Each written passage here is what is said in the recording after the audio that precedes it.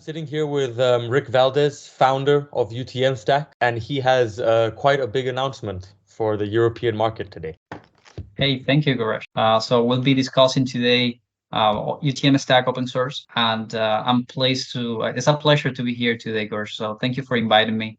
We'll be doing a joint session to announce two things: the open source go live and this partnership between UTM Stack and Hanco. Yeah, perfect. Yeah, we met on social media. Yeah, I think you were asking something about was it marketing strategies or something technical? I don't remember. Yeah, it was something related to cybersecurity. I had asked a question on a forum, and you replied, and then we had some to and fro, debated on something, and then now we're here as business partners. I think that's 4 years later. Yeah, about 3 or 4 years later. Yeah. Time flies, man. Yeah, time flies. And since then, UTM Stack was different back then, wasn't it? It was very different. So back then it used to be just a, closed code product with very small company, probably about 15 employees. And we were basically only, serving a few countries. I remember we had customers in Italy and the United States, and that was all. We didn't have anything else back then. So actually one of our first international adventures was, this partnership with Hanco. Before that, we were almost exclusively a United States product. Yeah. So yeah, that's how the expansion began. I remember. I mean, we can just jump right into it. He heads UTM Stack over in Florida, and I am in the UK. We are based in Milton Keynes. We're both very heavily invested in cybersecurity practices, and we're here today to showcase to you how open source technology can work. Hey, thank you, Goresh. Thank you for the invite for today's session. So by Goresh and the guys at Hanco to meet today and go over some of the recent news on the technology landscape when it comes to cybersecurity and open source. I understand you have a few questions for me, Goresh. So please go ahead. Yes, definitely. I mean, I'm very curious about, what motivated you to make your cybersecurity software open source in the first place. So, UTM Stack was launched back on 2017. The entire purpose of the solution was to make cybersecurity more accessible for everyone.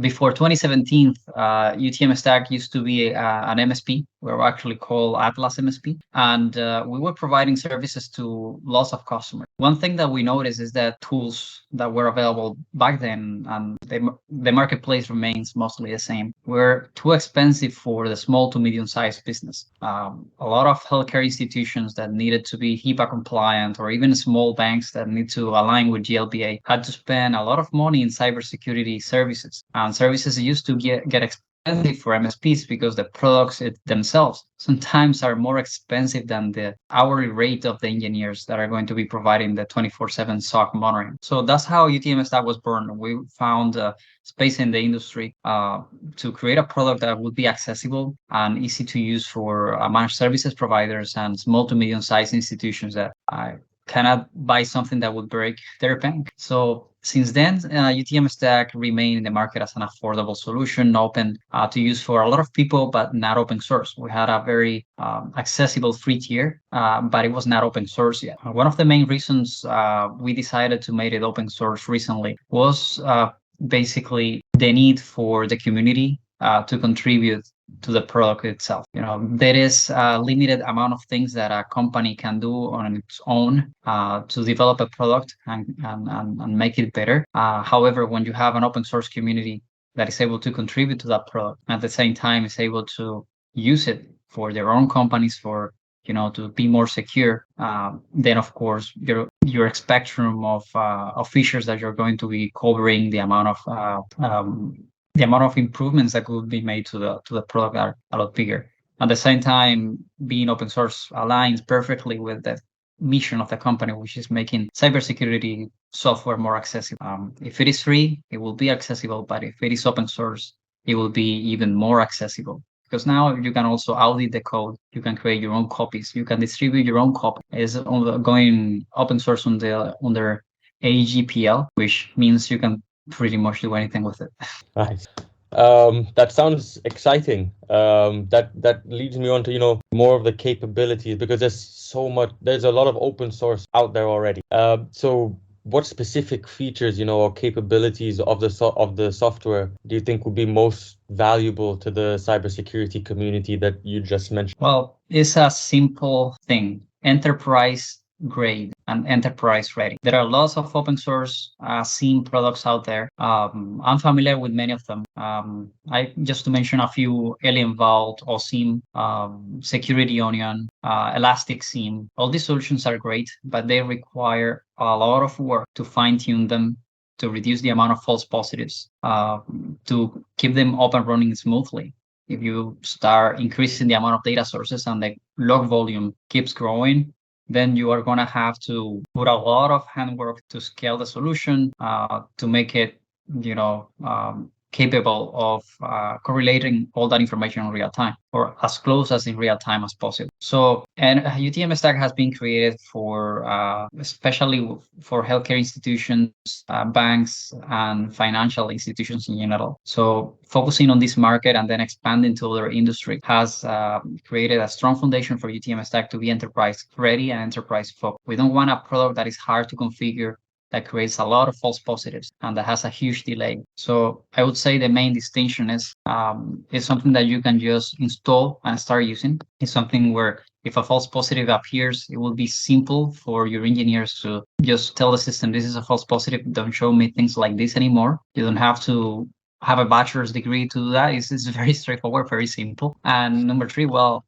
actually making it as close as real time as possible. 98% of the SIEM systems out there are based on the Elastic Stack, and usually correlation rules are applied once the data is ingested into Elastic. The main problem with this is that ingestion times are usually long. It might take from 5 to 15 minutes to ingest a bunch of logs into Elastic. So if you had to wait all that time to then apply correlation rules, that's a lot of time. Imagine what a ransomware could do in 15 minutes. Yeah. So being real time is something we focus on. We analyze and correlate all the logs before ingestion. If I had to summarize it, I would just mention three main points here. Number one, enterprise grade is something that you can just deploy and use. There is no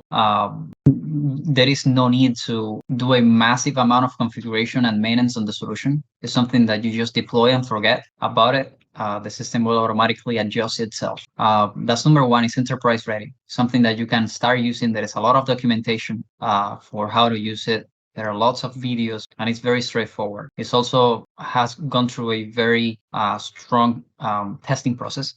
So it's not like you're going to find a lot of bugs there, because we actually review all the code, and everything goes through a very strong testing process before hitting production. So it's an enterprise ready software that is now being made open source, has been developed 100% by UTM Stack. So you're going to see a very clear code style there, and a very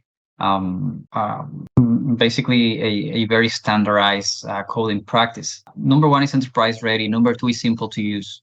Installing it is just downloading a file and executing it. So and finally, real time. Company A's developers will take a look at your this open source code and be able to implement it quite seamlessly. So usually corporations look at open source code for one of two reasons. Number one, if they want to audit the code, to make sure there are no big vulnerabilities or backdoors or something that could be a threat to the integrity of the organization. So auditing the code is one reason for doing it, or maybe even to inspect the quality to see if something that they want actually to implement. Or number two, if they are going to contribute to the code, or if they are going to build something from it. So in any of the two cases, this code has been so far created and wrote by UTM Stack engineers 100%. So from this point moving forward, of course, we will start getting contributions from the community, but everything is going to be reviewed and tested.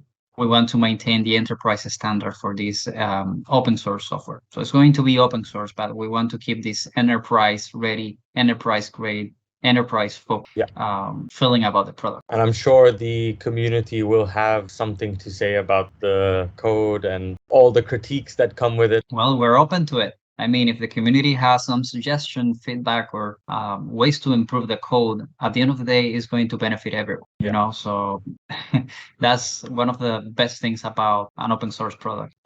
Yeah, no, definitely. And yeah, so that actually brings me to the next point right here. I mean, are there any specific audiences that you envision for your open source project? So UTM Stack is something that any business could use, from healthcare institutions to financial, legal. Every company needs a SIEM. Why? Because advanced persistent threats are out there, and most antivirus are not able to see those advanced persistent threats. So yeah, the antivirus is going to protect your workstation, but what protects your entire business? You need a SIEM, and in this case, UTM Stack is a SIEM with XDR capabilities. That's going to help you do that. Now, when it comes to actually probably making UTM Stack a profit generator, MSPs and MSSP and cybersecurity services providers are going to benefit the most. Why? They will now have access to a product that they can implement free of cost, free of charge, and they could perfectly provide services to their customers using this product. There is no need to, break your bank anymore or charge a huge amount of money for software. So this is going to help managed cybersecurity services provider, make their services more affordable. And of course, businesses that subscribe to those services it's going to be simpler and more affordable, for businesses to subscribe to those services. Contributors, we mainly believe that any cybersecurity enthusiast will be able to help. Developer, you don't have to be a developer to contribute to UTM Stack. Okay. We have, for example, correlation rules that are YAML based. So any cybersecurity analyst or someone with just basic understanding of how JSON or YAML works will be able to create simple correlation rules. And that's probably one of the most powerful parts of the system. I'm sure my team are quite excited to get their hands on this as well. Go for it. And when it comes to the testing process of your open source stack, I mean, I'm sure you'll release documentation on how that testing was done so others can re-encapsulate, repeat. So actually, the system has auto testing mechanism. So for example, let's say you create a correlation rule, and the correlation rule has an issue. The system is going to let you know. You will see it in the logs, in the errors. You will see it in a few places, It's not going to break the system because it's resilient, it's built to work even if there is an issue. But you will see it on the logs, and you will see it in a few places that, hey, the correlation rule you created is not working. That's, of course, in case you want to do your own contributions to your own local rules. Now, if you contribute back to the main repository, we have automated testing processes in place and manual testing in place, in which we will review your code and we'll let you know if there is an issue before we actually merge it into production. Okay. And I think you've answered this pretty much already, but do you plan to actively maintain and update the software? And if so, how will you manage these contributions from the community? I think that question leads on to a pretty obvious answer. Well, yeah, the software is going to be maintained, of course. We have been doing it for several years already, and we'll keep it that way. We'll continue contributing to the software and now adding all the open source contributions to that software as well. Quite insightful point about this open source software. And like I said, I'm excited. I can't wait to show this to my team.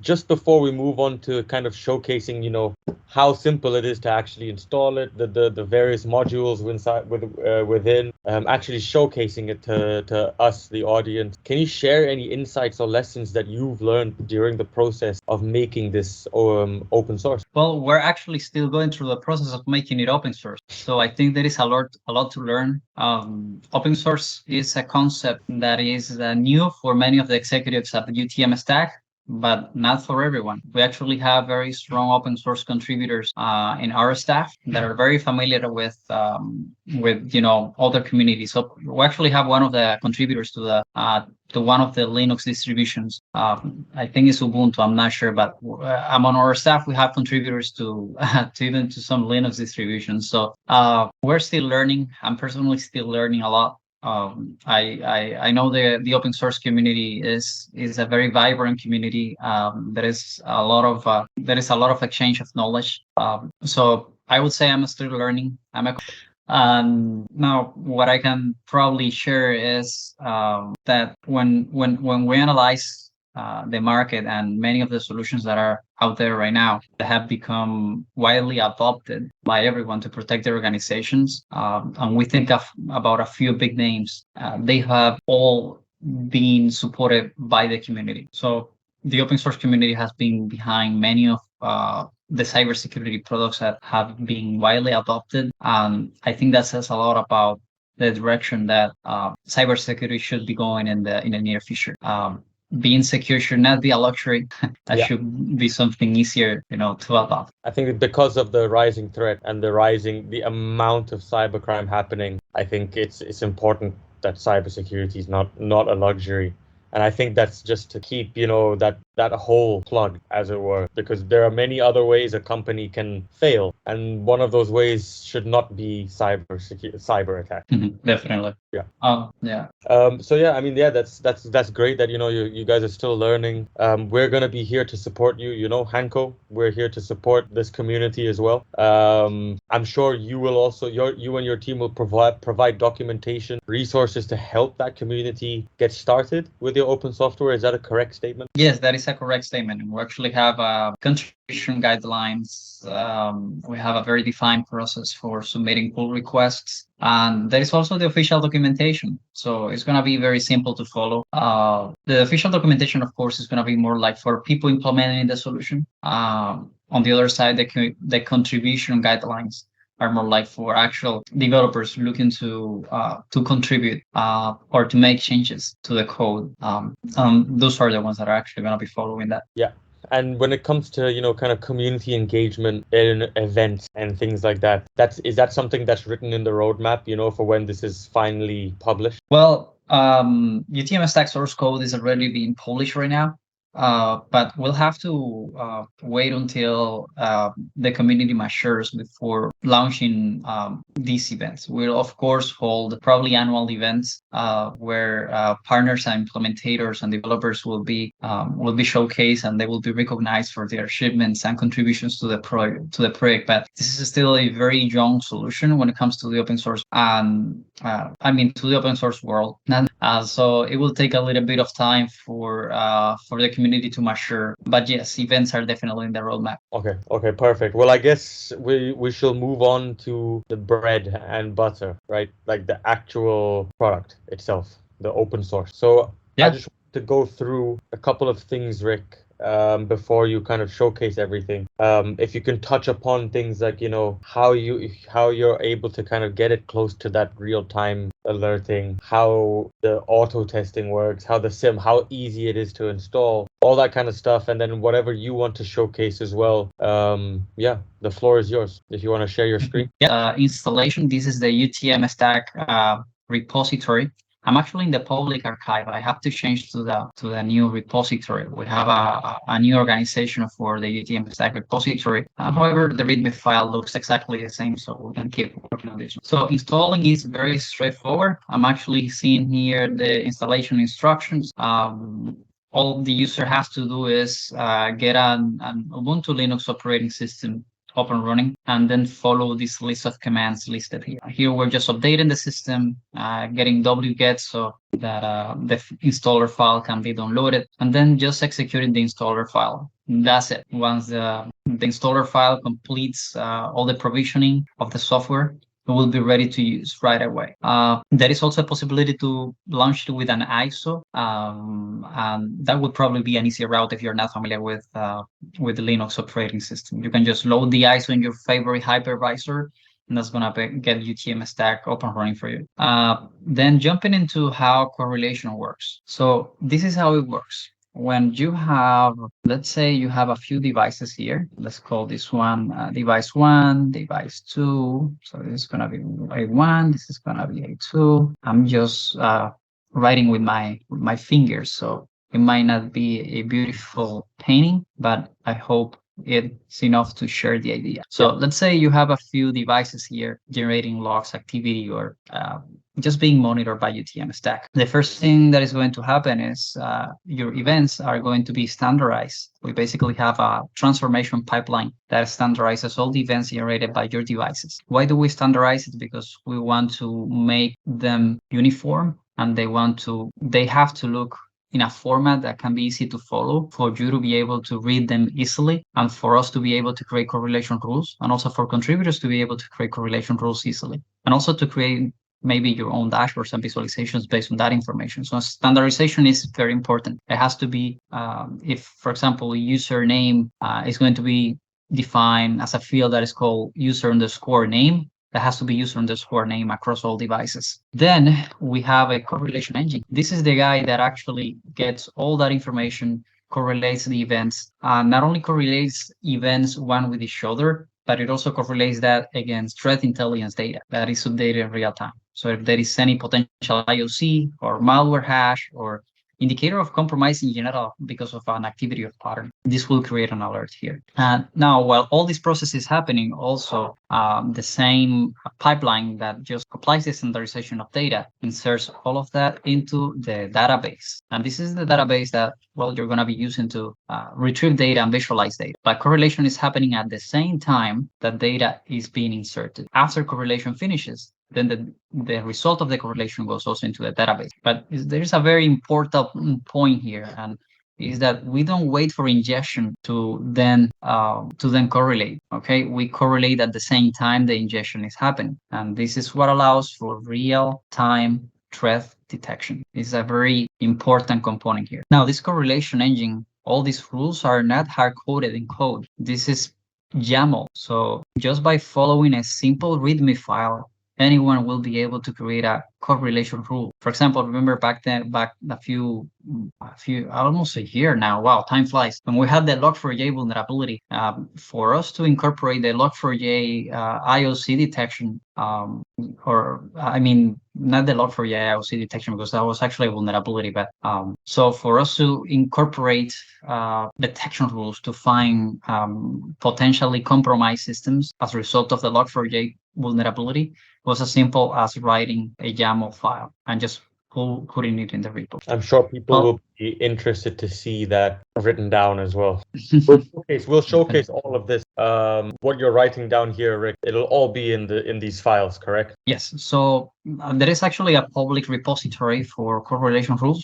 These correlation rules can be seen online. They're actually publicly posted. You can create your own and add them here into the system, but out of the box, we have a very well-maintained repository with all these rules. And by the way, they are updated every 1 hour. We update the correlation rules every 1 hour. So you're always getting the greatest and latest, even in the open source version. So what you're seeing here is the UI. The UI is pretty straightforward, as I mentioned before. This is not Kibana. This is not Grafana. This is no reporting tool adapted for cybersecurity. This has been built from the ground up to be a cybersecurity tool, okay? So you have a dashboard list. You can access any of the dashboards at any point in time. You can use your dashboards. You can even create your own dashboards and visualizations with a few clicks. It's very intuitive. Whatever you click will take you to the data you are clicking. So now I'm seeing, for example, here, I just clicked the visualization and it took me to the alerts of medium severity. This is where the SOC team spends most of the time reviewing the alerts created by the correlation engine.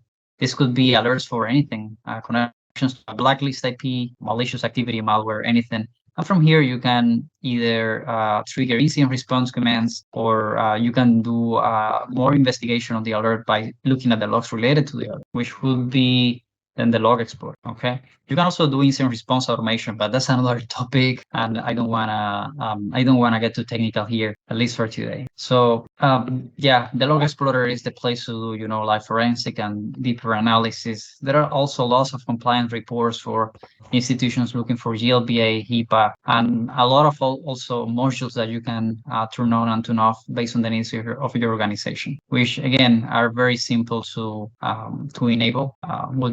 We call modules integrations, by the way. So the fact that you see a key that says, hey, view integration doesn't mean that it's necessarily an integration. It could be a module of the solution, a functionality that you have to enable. We call them integration because at the end of the day, they just have to integrate with the correlation engine. And it's as simple as just coming here and saying, hey, I want to enable the integration. And there are many, Rick, I'm glad you touched on this actually, because there are many solutions out there that aren't enterprise leading. And I do see a lot of enterprise leading names here, Bitdefender, Kaspersky Security. But you and I have worked with clients where we have packaged together names that are not industry leading names, but equally great product with this engine. Yes, so we actually have integrations with small cybersecurity providers like I think Deceptive Bytes, for example, is a very good antivirus product. I think is made in Israel. I think it is. Yeah.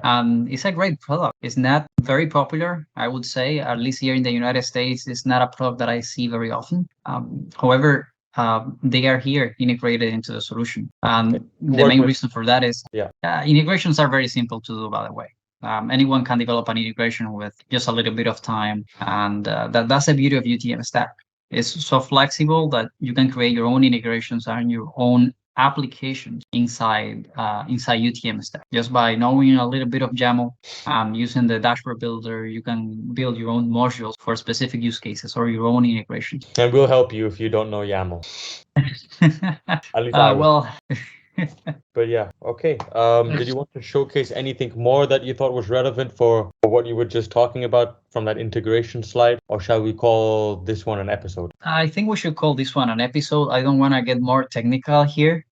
We have, I think we could dedicate other sessions to diving deeper into how the solution works. But the main takeaway I'd like to, the participants of this webinar to get from today is, if you are a cybersecurity services provider, or if you are the CEO or an executive at an organization that is struggling with cybersecurity, or maybe is struggling with finances right now and probably doesn't have the budget to protect the organization the way you would like to, UTM Stack can help you with that.